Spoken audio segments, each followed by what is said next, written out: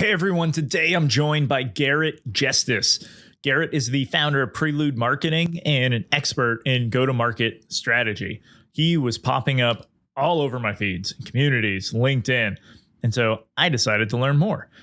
Turns out Garrett is very smart on B2B go-to-market foundations, and there is no shortage of value provided in this episode.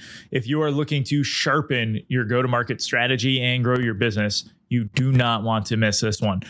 In this episode, we discuss the key components of a successful go-to-market strategy, how to identify and target your best fit customers, prioritizing the right channels for your go-to-market efforts, and more. Hiring in the agency world is rough.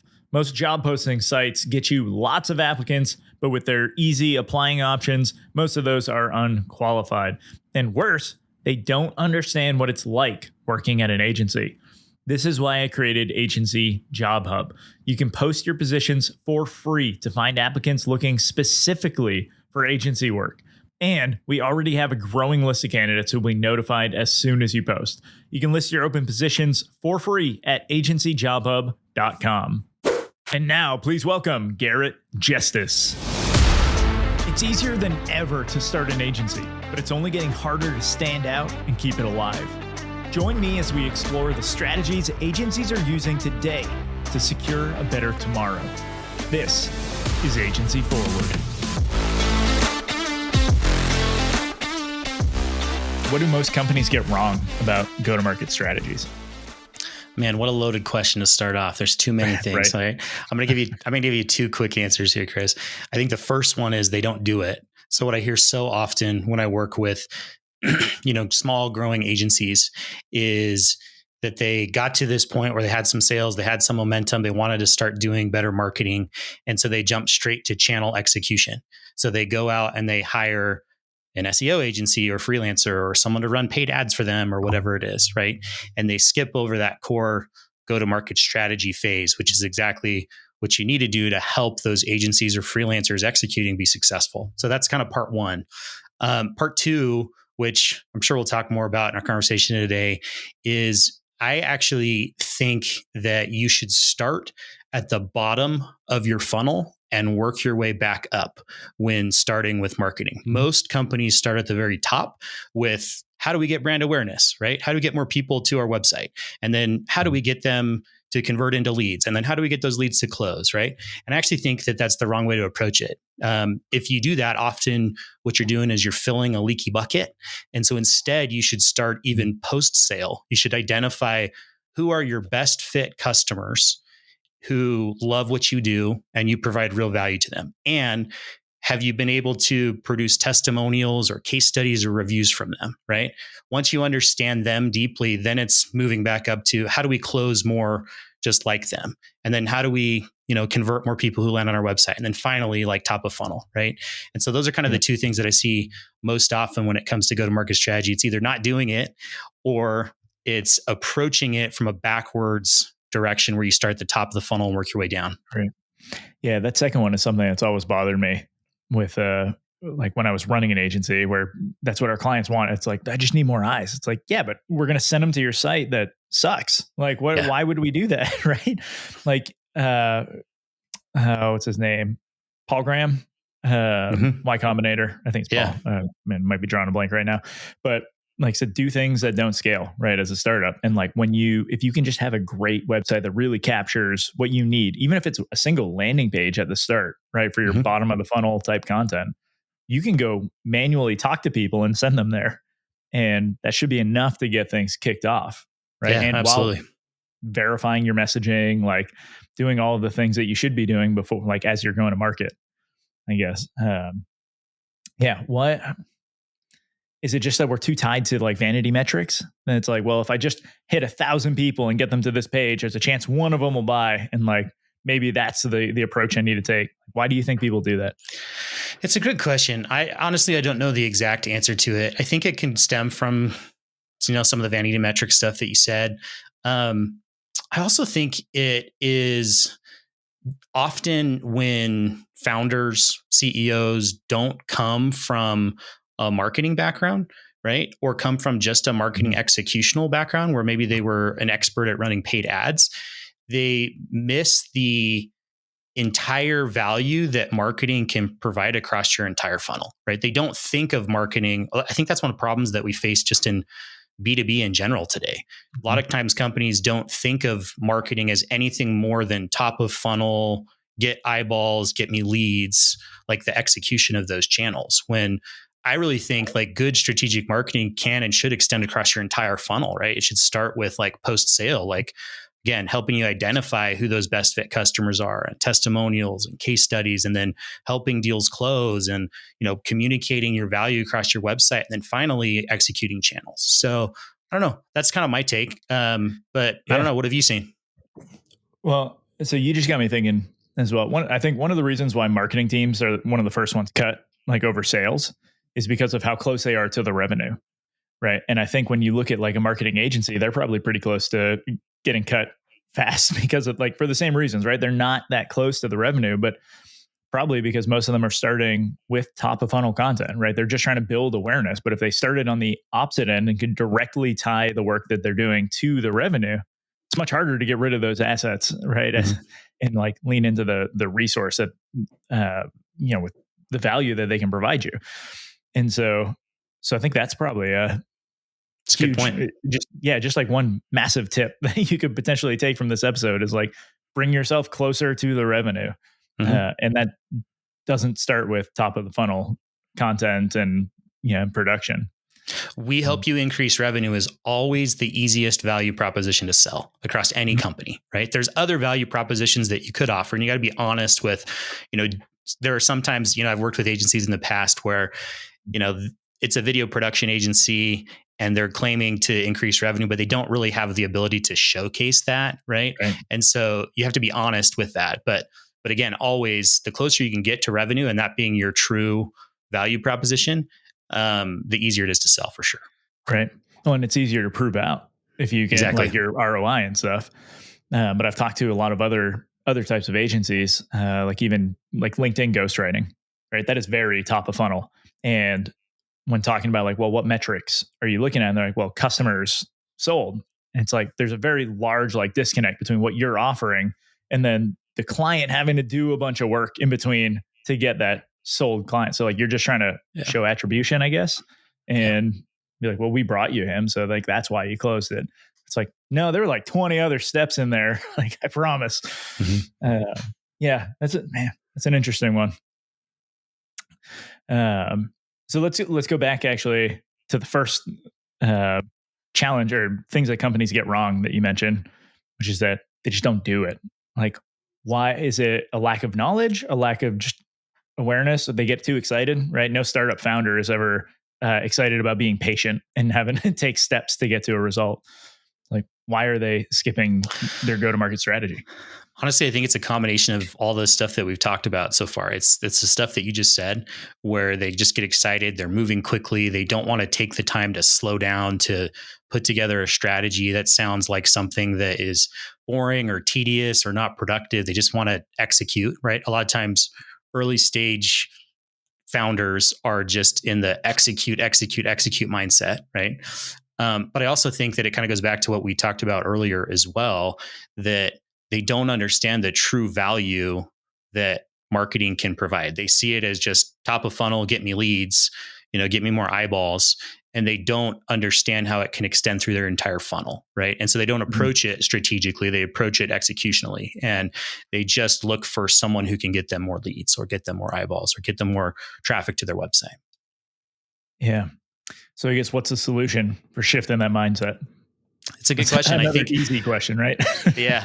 I mean, I think it takes time, right? I think that experienced founders who have done multiple companies often get it. Like after they've made that mistake once, they've seen it. I have conversations all the time with founders who have skipped over the kind of go-to-market strategy piece. They've jumped straight to hiring, right? Someone to help them do SEO or PPC or whatever. And 4 months down the road, they're just really underwhelmed with the results. And they think it's the agency's fault, or sometimes they even say, oh, that channel just doesn't work for us. And often I have to help re-educate them that Most agencies do really good work. Otherwise, they wouldn't be around very long. They wouldn't have clients, right? But what you need to do is you need to go in with the foundational pieces that help them to be successful, right? Any agency, when you go in, before they start executing a channel, they need to know clearly, who are you targeting, right? Like, who are your best fit customers that you're trying to replicate, right? And knowing specifically how to target them. What do you say to them? Like, what's the messaging and positioning component that really resonates with that audience, right? Why are you picking the acquisition channels that you are? Like, have you actually validated that those are the right channels to pick, or are you just doing kind of random acts of marketing? And if you can go in with that knowledge as a founder and say, agency, freelancer, this is why I'm hiring you, this is all the information that we have, you're setting them up for success. And so they're just much more likely to be successful in helping you get results. And I think that's the gap that I often see is founders don't see that as their job, or they don't understand the importance of going with that knowledge to the agency before they hire them, right? Which is more like, gives more reason, more credence to the idea of agencies being those strategic experts who can come in and offer the advice that you actually need to kind of shore up some of those blind spots that you have with your team. Yeah. I'm just hoping, like, I need more people to understand that message. Yeah. I will say though, I mean, to push on that a little bit, most agencies don't do that, right? Most agencies, right, who focus on execution, channel execution, or freelancers, right, you can put them in that bucket. Like, if what your specialty is SEO or running ads or whatever is, I mean, the truth is it's really difficult to be able to go deep enough and extend deep enough into the foundational strategy. I just think that it's incredibly hard for agencies to do that. So again, I'm not saying that they shouldn't try, right? But I think that the pressure is always, when you're an SEO agency, when you're a PPC agency, how quickly can we get the ROI? So they naturally have this pressure to skip over those foundations if they're not already done, right? And so anyways, that's kind of the gap that it's kind of why I'm doing what I'm doing. That's kind of the gap in the market that I'm trying to fill, is like helping to be that first stop for, any types of B2B companies, especially agencies who are looking to do marketing, but need those foundations locked in. It's like, let's just pause here for a minute. Let's take a couple of weeks and get you all those foundations. And then you take that to, these agencies or freelancers who can really help you execute and do well. So, right. So I guess what's the first step in developing your go-to-market strategy? First step is identifying who your best fit customers are. And I think that's it. So most companies go through an evolution of kind of 3 phases of growth, right? Phase 1 is you sell anything to anyone who will give you money, right? When you're just starting out, a lot of times it's, you have different offers, you have different services, and you have different audiences, right? And you're selling to learn what works and what's sticking, and essentially what your quote unquote product market fit looks like, right? Phase 2 is eventually using what you learn to niche down, to identify the one offer, right, that's best for the one segment that you want to focus on selling to. That's when you get tight with your messaging and positioning and your acquisition channels. And then phase 3 is after you've built a good acquisition motion for that niche offer and audience, then you can expand over time. And you expand either by adding new offers or new audience segments, right? And so the first step usually is between phase 1 and phase 2, right? You've sold anything to everyone, and now you're at a point where you need to identify, let's take a look at your data. Let's take a look at the customers who you've sold the last 12 months and what did they buy and who are the best ones? Which ones should we focus on? And identifying the right market segment to focus on and niche down, and the right offer that they want to buy is kind of that first step. Right. So you're essentially, right, first phase, you're collecting data. You're just trying to see like what's working, what sticks, so that you can, as you progress, you're making better, more informed decisions as that goes on, which I talked in a different podcast. We don't need to get into it fully here, but like there's the DIKW pyramid of data, information, knowledge, wisdom. And as you go up, you need, you apply context and you apply meaning, and then you have insights. And I think if more agencies fell into understood how that works, like they could realize like, oh, if I collect enough data, I can actually turn this eventually into wisdom And now that strategic gap that we were talking about becomes super easy for them to manage, because they're the ones who have these reps of seeing it over and over. But so, all right. So we can I got our speak to that ICP. point real quick, Yeah, Chris? no, please. So one of the things that I believe that is different, I think, than a lot of marketers, right, is that every B2B company should start by selling, right? And the reason why is you sell to learn. You sell before you dive deep into doing marketing. And the reason why is, a lot of times companies want to start with market research, and there is value in doing market research, like before you launch a company, to kind of figure out where to focus. But the most value comes from actually selling and fulfilling. Yeah. Right? Because that's the real data that you want to base your strategy on. And if you just base your strategy on market research, you might get into it and realize you were wrong. Like, you're making assumptions when it comes to some research. And so it has to start with selling and fulfilling and getting satisfied customers. And then it's just replicating that success that you've already found, identifying, of all these segments we've sold, all these offers, which one's the best one we should focus on? And then let's just replicate that. Let's just go find more people and sell that same thing. So, I mean, that's one of my core beliefs that I think is different than a lot of marketers, right? Is essentially like, you got to do sales before marketing. Yeah. I think what a lot of the marketers are missing is that when you can go one-to-one with someone in a sales conversation, you get to hear their objections live. You're not making guesses. You're not trying to verify that. Like, they're telling you what the issue is. And then the sales rep gets to try tackling that immediately. Yep. And as long as you're recording these conversations, passing the information along, right now, your marketing gets way stronger by being able to use this. And then similar to the customer success team, right? As you mentioned with delivery, it's like, keep asking questions. They're going to have objections and issues. And the more they bring up, the easier it is to find, like, well, who is this a best fit for? So we can actually target those individuals. Yeah, absolutely. Yeah. Crazy that's lost. Like, it feels so commonsensical when you say it out loud, but it's something that so many people are missing. Yeah. And I guess it goes back to the common sense isn't very common type saying, but it's one of those things. Okay. So we got our ideal customer nailed down. What are we doing next?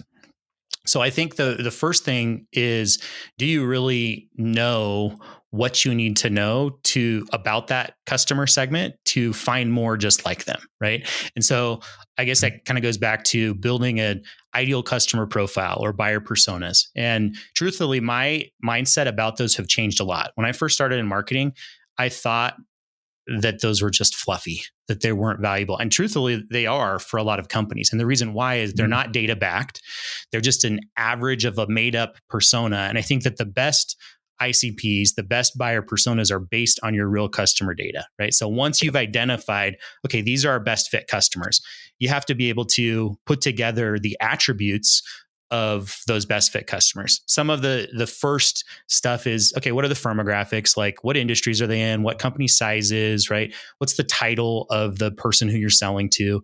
There's often technographics, right? So like, what technology are they using? Then there's qualifying characteristics. So what other internal facts do we know about our best fit customers, right? And that can be anything and everything. And often you can't find that in third-party data. It's just kind of internal facts that you discover through the sales process. And then there's kind of the intent signals. Like, what are the buying triggers that help us know that someone's in market? And so part of it is identifying all of those attributes of your best fit customers, right? Before you move on to the next phase. I also think that, before you can build a deep, good, strong go-to-market strategy, you have to actually then go talk to those people. You have to understand what happens from the first moment when they consider buying a solution like yours till they buy from you and are a satisfied client or customer, right? And I think too many companies assume that they know enough about their customers that they don't do that critical piece of setting up 5 or 10 conversations for 30 minutes with them.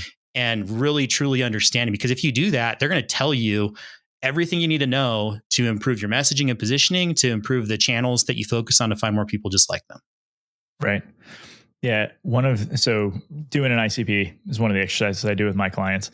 And I've literally had people put for like the gender down as on when we're going through demographics, and I'm like, well, 50-50 male, female. I'm like, then why do we care? Like, why are we putting it in there? Right? Yeah, Like, exactly. it's like some of the fluff that goes into these things. It's like, how is that actually making us better?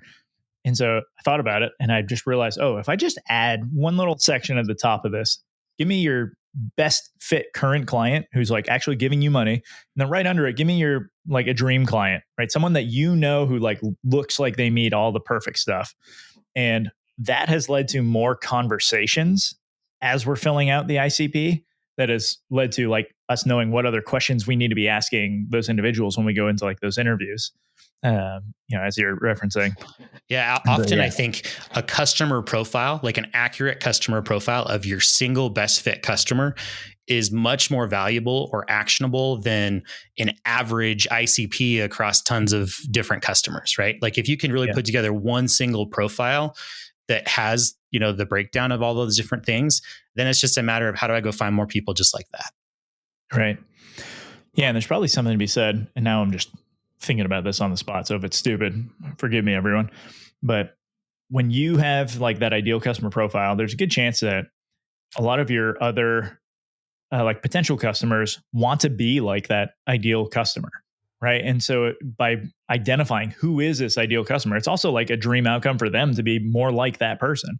And so when you start having certain messages like, do you want these outcomes? It's going to resonate with them because it's something that they actually want, right? They can see the person that you're talking about. It's so counterintuitive for a lot of founders that especially don't come from a marketing background. But the more you focus, I like to think of it as like concentric rings, like a bullseye, right? The more you focus on the center of that bullseye and get specific with this is exactly who we're targeting. You speak to their problems that they're facing, right? All of those things.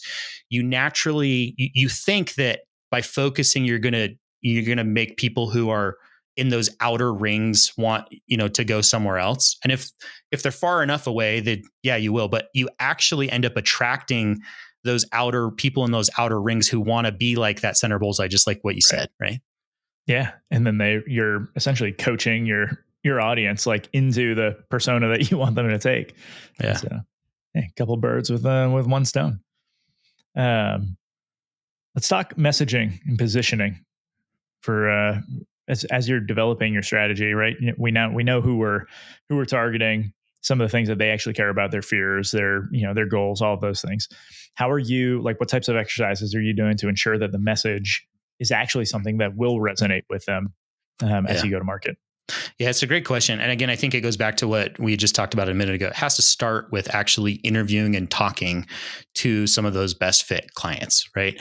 And asking them questions about kind of their journey and what they cared about and which alternatives they compared you against, right? Which isn't always a direct competitor, right? It might be status quo, a manual process, something like that, right? And so asking those right questions through interviews really helps you identify some of the core positioning pieces. Positioning is really just some of the strategic decisions that you have to make as a team in terms of what you're going to focus on, like which direction you're going to go. So it's things like, what's our category? Like, how do we describe what we do, right? What's our core value that we provide? What makes us unique? What are the alternatives that people are considering us against? And then what makes us differentiated or unique compared to those primary alternatives, right?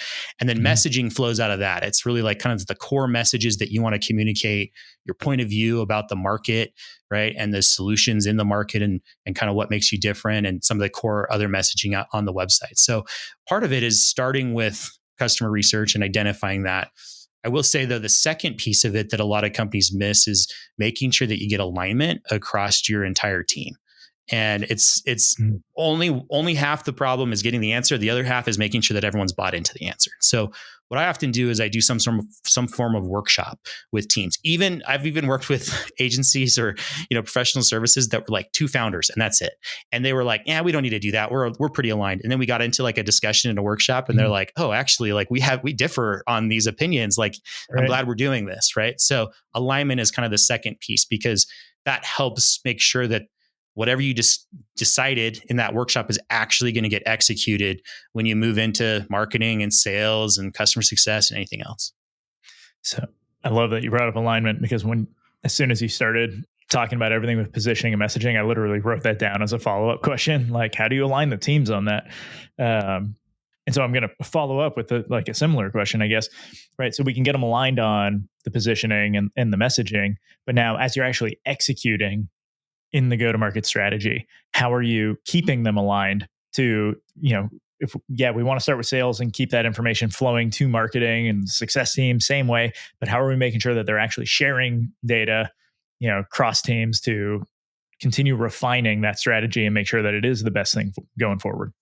Yeah, it's a great question. And I don't think that there's, at least I haven't found an easy answer to it. Right. And so every company's a little bit different. It comes down to like, what's your operating cadence look like?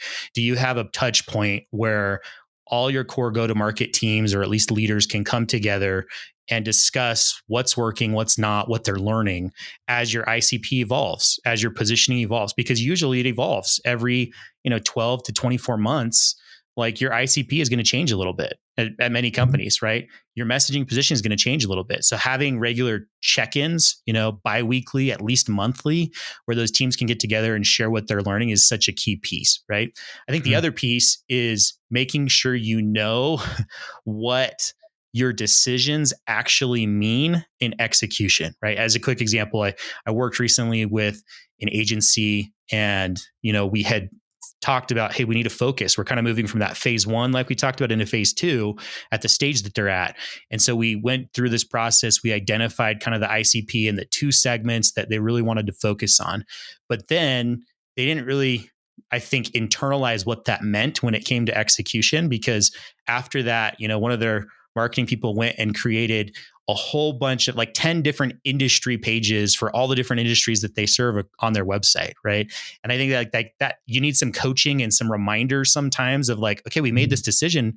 What it means is we're not going to do that type of stuff, right? We're going to focus all of our efforts as much as we can on these segments that we talked about, right? We're not going to waste time creating industry pages for industries that we're not going to be spending our marketing dollars and sales dollars targeting, right? And so sometimes you need some reminders. Often I stick around as a coach or an advisor with a lot of my clients after helping them do that foundational work to really help them for those ongoing months, make those executional decisions that help them bring the strategy to life, if you will. Right. So what, I guess, for someone listening who realizes, hey, I probably skipped a step and I need to go back and relook at my go-to-market strategy, what's the 80-20? And I guess I probably know what your answer is going to be based on our conversation already. But what's the quickest way for them to get some result now? Yeah, I think there's just a couple of core foundations that you need to have a good go-to-market strategy, right? And usually this is what I talk about. Number one is, like we've already talked about, is do you know who your best fit customers are, the ones who've gotten results, and have you actually talked to them? And if not, go do that, right? And write down who they are, right? The goal of good marketing and sales in the early stages is to replicate your best fit customers. That's it. And so if you can really understand who that is, then you just have to direct all of your resources and activities to try and find more people just like that and talk about the problems that they already told you that they care about, right? And the results that you got them. So first is your audience, really understand your best fit customers. Second, typically is, do you have the right offer, right? So often you have lots of different services or offers, but that best fit customer cares about one or two. Those are the ones you should lead with. Those are the ones you should talk about and focus on, right? The third is really your messaging positioning, specifically across your website and in your sales pitch, and making sure that those are aligned. And again, if you talk to those best fit customers, they'll tell you a lot of the things that will help you know how to pitch and frame that. There's some frameworks that can help you know how to structure and frame, conversations also that can be helpful. And so 3, messaging, positioning, and 4, really is which acquisition channels should you focus on. So a lot of times we don't put a lot of thought into, should I actually be running ads, right? How much of my audience really is on LinkedIn, as an example, right? As a quick example, I'm working with an agency right now that's a dev agency, and they focus on kind of manufacturing, industrial manufacturing companies who need help with kind of some of their internal operational tools. They help build and manage those, right? LinkedIn wouldn't be a great place for them to go because there's just not very many COOs at those types of companies on LinkedIn, right? Instead, there's some other channels that are going to be better for them, right? There's manufacturing specific trade shows and associations that they can go to and be a part of, right? And so part of it is just deciding, okay, since we've decided to focus on this best fit customer, which channels make the most sense to reach them? And again, if you've talked to your best fit customers and asked them questions, how did you go about looking for a solution? How did you go about finding us? They'll tell you, right? I went to Google, I went to this trade show, I went to whatever, right? And so those are kind of the core 4 foundations. If you can get those locked in and have a good answer and get your team aligned on those things, then it's just about execution after that. Awesome. All right. I got 2 more questions as we start wrapping up here. The first being, what book do you recommend every agency owner should read? It's such a good question. And you gave me a heads up on this one. And there's a couple of good ones. I have a big stack sitting on my desk right here. The one, though, that I'm going to recommend that I think is really good. There's so many that I could recommend, but I actually have it sitting right here. It is Demand Side Sales by Bob Mesta. And so if you haven't heard of that one, it's a good one. So Bob Mesta came up with the idea of the jobs to be done framework. And then Clayton Christensen helped popularize that idea, who was like a Harvard professor. So he applies that jobs to be done framework to the sales process, right? And I think it's a really great way to reframe and think about how to do selling in a really good way. And again, coming from a marketer, right, this has helped me a lot as I've, moved in and built my own company because, when you have a small company and you're a founder, you're selling. Like half of your job is being a salesperson, right? And so it helps you really apply that jobs to be done framework to the sales process and approach it from a more consultative sale where you're sitting on the same side of the table as your prospects and looking at the problem together and talking about whether you can be a good fit for helping them solve it or not. So, right. Yeah, I'm surprised how many even marketers aren't super familiar with the jobs to be done framework. And it's super valuable. Like I would strongly encourage people to go check that out. But now I have not heard of this book, so it's going to get added to my to be read list here. Last question is, where can people find you? Yeah. So find me on LinkedIn. I'm pretty active there. Garrett Jestice. My website for my company is preludemarketing.com. So would love to help you if you're facing any of the challenges that we talked about today. That's the type of stuff that I typically help companies with. And then I also have a newsletter that I've just started recently writing where I'm just kind of sharing some of these thoughts and frameworks that have helped me. It's called GTM Foundations. It's on Substack. So go to Market Foundations and love to have you check that out and tell me what you think. Awesome. Garrett, thanks for joining. Thanks so much, Chris. Appreciate it. That's the show, everyone. You can leave a rating and review, or you can do something that benefits you. Click the link in the show notes to subscribe to Agency Forward on Substack. You'll get weekly content, resources, and links from around the internet to help you drive your agency forward.